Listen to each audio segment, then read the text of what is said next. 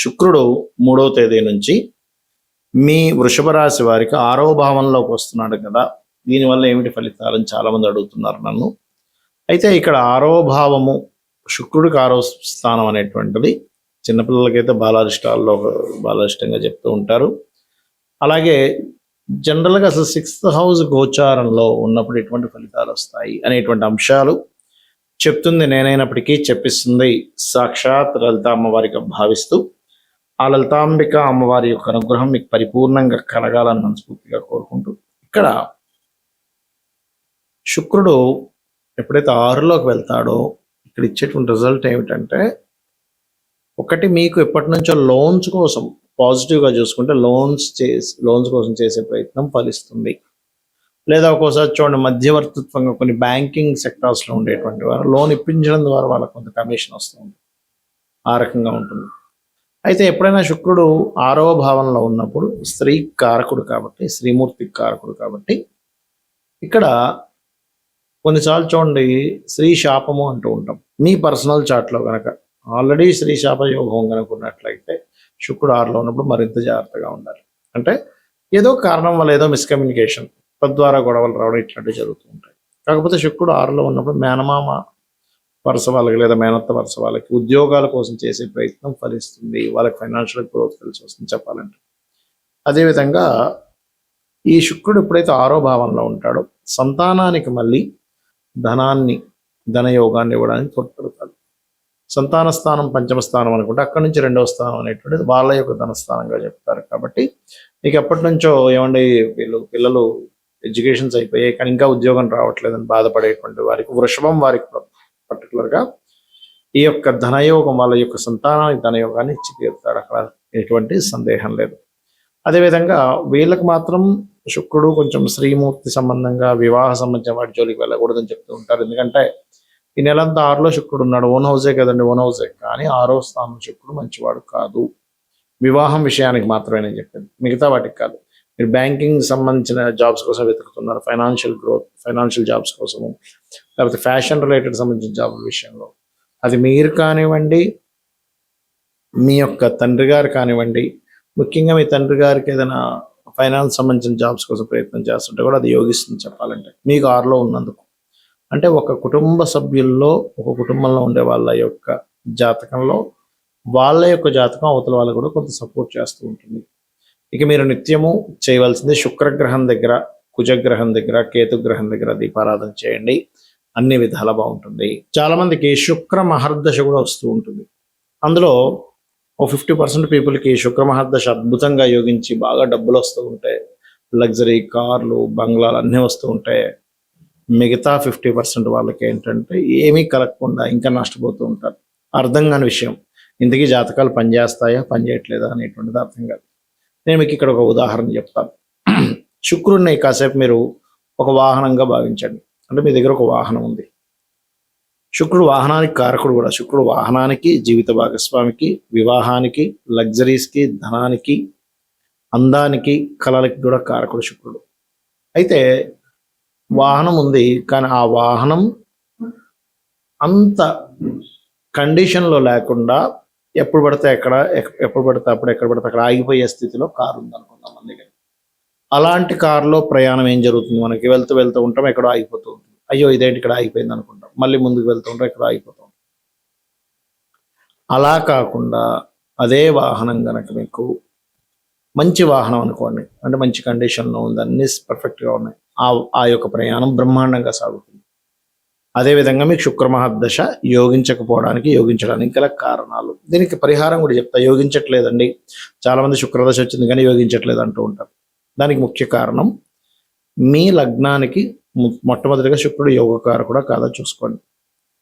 Some times అవయోగకారకుడు కూడా యోగాన్ని ఇస్తాడు, దానికి ధనయోగాలు లేకపోతే ఈ యోగాలు పట్టినప్పుడు, అంటే గృహయోగాలు, ధనయోగాలు, వివాహ యోగాలు పట్టినప్పుడు కూడా యోగిస్తాడు. కానీ ఒక్కొక్కసారి యోగకారకుడు అయి కూడా యోగించడు. దీనికి కారణాలు ఏమిటి? అవయోగకారకుడు యోగించడానికి, యోగకారకుడు అయి కూడా యోగించకపోవడానికి గల ముఖ్యమైన కారణం ఏమిటి అంటే, ఇక్కడ దాని కండిషన్ పాడవడమే. ముఖ్యంగా శుక్రుడు కేతుతో కానీ, పాపకత్తెరలో కానీ, రవితో కానీ కంబస్ట్ అయినప్పుడు యోగించలేడు. అంటే రవికి చాలా క్లోజ్ కంజంక్షన్లో ఉన్నాడు. 8 degrees లోపల ఉన్నాడు. ఆల్మోస్ట్గా మనకి రవి, శుక్రుడు, బుధుడు ఈ ముగ్గురు కూడా మీరు గమనించండి, ఎవరి జాతక చక్రంలో అయినా 1-2 రాసులు మించి వాళ్ళు దాటెళ్ళరు. రవి నుంచి క్లోజ్లోనే ఉంటారు ఎప్పుడు కూడా. రవితో కలిసి ఉండడం, రవితో పక్క రాశిలో ఉండడం, లేకపోతే ఇంకొంచెం ముందు రాశిలో ఉండడం, లేకపోతే వెనక రాశిలో ఉండడం, ఇంతకు మించి రవిని వదిలి 2 రాసులు దాటి ఉండరు వీళ్ళు. బుద్ధి మరియు ధనము.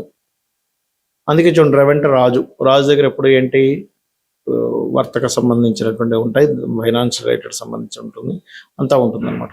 అలా ఈ శుక్రుడు కనుక కంబస్ట్లో ఉన్న అప్పుడు, అంటే రవికి చాలా క్లోజ్ కంజంక్షన్స్లో ఉన్నారు, అప్పుడు మీరు చేసుకోవాల్సిన రెమెడీ సూర్యుడికి ఎక్కువగా ఆరాధన చేయాలి. అంటే ఒక వ్యక్తిని, ఒక ఏనుగుని ఒక చైన్తో కట్టేసాం అనుకోండి, ఇప్పుడు ఆ ఏనుగు కదలలేకపోతుంది. ఆ చైన్ని కట్ చేస్తే ఆ ఏనుగు ముందుకు వెళ్తుంది. అలాగే ఇక్కడ ఏంటంటే శుక్రుడు యోగాన్ని ఇవ్వాలి, కానీ శుక్రుడు కంబస్ట్లో ఉన్నాడు అనే విషయాన్ని మీరు గుర్తించాలి. అప్పుడు అది ముందుకు కలుగుతుంది. అంటే దాని ప్రభావం అనేటువంటిది మీకు పాజిటివ్గా వస్తుంది. లేకపోతే అన్ని ఇరుక్కుపోయినట్టుగా ఉంటాయి, డబ్బులు ఉన్నాయి. చాలామంది నేను చూశాను శుక్ర మహర్దశల్లో, శుక్రుడు పాడైతే ఏమండి మాకు చాలా పెద్ద బంగ్లా ఉందండి కానీ కోర్టు కేసులో ఉందంటారు. బాగా డబ్బులు రావాలి సార్, ఇరుక్కుపోయి ఉన్నాయి, పెద్ద కాంట్రాక్ట్ చేసాం, కొన్ని కోట్ల రూపాయలు రావాలి, గవర్నమెంట్ కాంట్రాక్ట్, అది ఇరుక్కుపోయాం. ఎందుకంటే గవర్నమెంట్ కారకుడు రవి కాబట్టి. అదే రకంగా ఈ సూర్యుడు, తండ్రి, ఈ గవర్నమెంట్ రిలేటెడ్ సంబంధించినవన్నీ వాటి ద్వారానే ఇరుక్కుపోతూ ఉంటారు. అంటే దీని అర్థం ఏమిటంటే శుక్ర మహర్దశలో శుక్రుడు కనుక రవితో ఉన్నట్లయితే మీరు ప్రభుత్వ సంబంధించినవి చేసే విషయాల పట్ల చాలా కేర్గా ఉండాలి. ఇక రెండవది కేతుతో కనెక్టివిటీ ఉన్నప్పుడు కూడా శుక్రుడు పెద్దగా యోగించాడు. ఎందుకంటే శుక్రుడు portfolios is different, Ketu portfolios difference. Ketu జ్ఞానము, అదేవిధంగా స్పిరిచువల్ రిలేటెడ్, దేన్ని కూడా పట్టించుకోనటువంటి స్థితి, వైరాగ్య స్థితి, అదేవిధంగా ఒక రకమైనటువంటి విముఖత కలిగించేటువంటి తత్వం కేతుది. శుక్రుడు ఏంటంటే సుఖాలు, భోగాలు, వాహనాలు, ధనము, ఇవి ఈ రెండు డిఫరెంట్ ఎనర్జీస్ కాబట్టి ఈ రెండు కలిసినప్పుడు కూడా దీని యొక్క శుక్రుడి యొక్క పూర్తి స్థాయి ఫలితాలు రావన్నమాట. అప్పుడు మనం కేతుగ్రహానికి సంబంధించిన దానాలు ఇవ్వడం, అంటే ఉలవల దానంగా ఇవ్వడం, గణపతి ఆలయాలకు వెళ్ళడం, కేతుగ్రహం దగ్గర దీపారాధన చేయడం, వీలైతే కేతుగ్రహానికి జపం చేసుకోవడం చేయాలి. అదేవిధంగా రవికి కూడా జపం చేసుకోవచ్చు. మరికొన్నిసార్లు పాపకత్తెర మధ్యలో పడుతుంది, అంటే 2 గ్రహాలు పాపగ్రహాలు ఉండి దాని మధ్యలో ఉంటే కూడా ఇబ్బంది. అంటే కుజుడు కేతువు, లేనట్లయితే కేతువు శని. అయితే ఇక్కడ శుక్రుడికి ప్రొసీడింగ్ హౌసెస్లో శని ఉంటే ఏం కాదు, కానీ శుక్రుడికి ప్రొసీడింగ్ హౌస్లో కేతు ఉంటే ఇబ్బంది. శుక్ర రాసుల్లో తర్వాత రాసుల్లో వెంటనే కేతు ఉన్నా కూడా అది యోగించదు, గుర్తుపెట్టుకోండి. అదేవిధంగా మనం ఎంతసేపు శుక్రుడిని మాత్రమే కాదు, శుక్రుడి యొక్క హౌసెస్ కూడా చూడాలి. అంటే వృషభము, తులా రాసుల్లో ఏ గ్రహాలు ఉన్నాయి, ఏ మహాదశ అయినా గుర్తుపెట్టుకోండి. చాలా మందికి గురు మహర్దశ అనగానే అబ్బో అనుకుంటాం, శుక్రుడు అనుకోగానే అనుకుంటాం, బుధుడు అనుకోగానే అనుకుంటాం. కానీ ఇక్కడ శుభగ్రహ దశలు వచ్చినా కూడా, పాపగ్రహ దశలు వచ్చినా కూడా ఆ గ్రహ రాసుల్లో ఆ యొక్క రాసుల్లో ఏ గ్రహాలు ఉన్నాయి అనేటువంటిది చూడాలి. ఆ రకంగా మీరు ఎప్పుడైతే ఆ యొక్క రాసుల్లో ఉండేటువంటి గ్రహాలకు సంబంధించి చూసినప్పుడు అవి బాగున్నట్లయితే, అంటే ఆ రాసుల్లో, అంటే ఉదాహరణకి శుక్ర రాశులు అయినటువంటి వృషభము, తులా రాశుల్లో మీకు మంచి శుభగ్రహాలు ఉన్నాయి, బుధుడో గురువో ఉన్నారనుకోండి, అప్పుడు శుక్ర మహర్దశ ఇంకా బాగా యోగిస్తుంది. అలా కాకుండా ఏ కుజుడు కేతువు, లేకపోతే శని కేతువు, లేకపోతే ఇట్లా కాంబినేషన్స్ ఉన్నప్పుడు యోగించదు. అదేవిధంగా పాపగ్రహ రాసుల్లో ఉన్నప్పుడు కూడా అదే స్థితి. ఏ దశ వచ్చినా సరే ఆ దశ యొక్క రాసులు ఏవైతే ఉన్నాయో, గురువు అయితే మీనము, ధనస్సు, రవి అయితే సింహరాశిలో ఏ గ్రహం ఉంది, చంద్రుడైతే చంద్రమహర్దశ వచ్చింది, చంద్రరాశిలో కర్కాటకంలో ఏది ఉంది, ఏ గ్రహాలు ఉన్నాయి, పాపగ్రహాలు. నీచబడ్డ కుజుడు ఉన్నాడు, నీచభంగ రాజయోగం కలిగితే వేరు. ఇక్కడ ఏంటంటే నీచబడ్డ గ్రహం ఉన్నప్పటికీ అది నీచభంగ రాజయోగం కలిగినప్పుడు మీకు ఇచ్చేటువంటి రిజల్ట్స్ అద్భుతంగా ఉంటాయి. అదేవిధంగా బుధదశ వచ్చింది, మిథునము, కన్యారాశిలో ఉందో చూడాలి. కుజదశ వచ్చింది, మేషము మరియు వృశ్చిక రాశిలో ఉందో చూడాలి. శని మహర్దశ వచ్చింది, ఒక్కోసారి చూడండి శని మహర్దశ వచ్చిందండి, ఇబ్బంది పడతాం అనుకున్నాం, చాలా బాగుంది అంటాం. దాని అర్థం ఏంటి, శని యొక్క రాశిలో శుక్రుడు, గురువు ఉన్నారు, శుభగ్రహాల సంబంధం వచ్చేసింది అక్కడ, మీకు ఖచ్చితంగా యోగిస్తుంది. సో ఏ మహాదశ వచ్చినా మీరు అబ్జర్వ్ చేయాల్సింది దాని కండిషన్, దాని రాసుల్లో ఏ గ్రహాలు ఉన్నాయి. ఇది చాలా చాలా చాలా ఇంపార్టెంట్ విషయం. ఇది మళ్ళీ వర్గచక్రాల్లోకి వెళ్తే ఆ వర్గచక్రాల్లో ఉండే గ్రహాలు అది ఇంకొంచెం ఇండెప్త్ అనమాట. కాబట్టి ఇలా చూడండి, ఖచ్చితంగా మీకు దశ యోగించేటువంటి మార్గం ఇది. శుక్ర మహర్దశ యోగించాలంటే నిత్యము లలితా సహస్రనామాలు, లక్ష్మీ అష్టోత్తరం చేసుకోండి, బలం అనేటువంటిది పెరుగుతుంది, మీకు గ్రహం అనేటువంటిది యోగిస్తుంది. శ్రీమాత్రే నమః.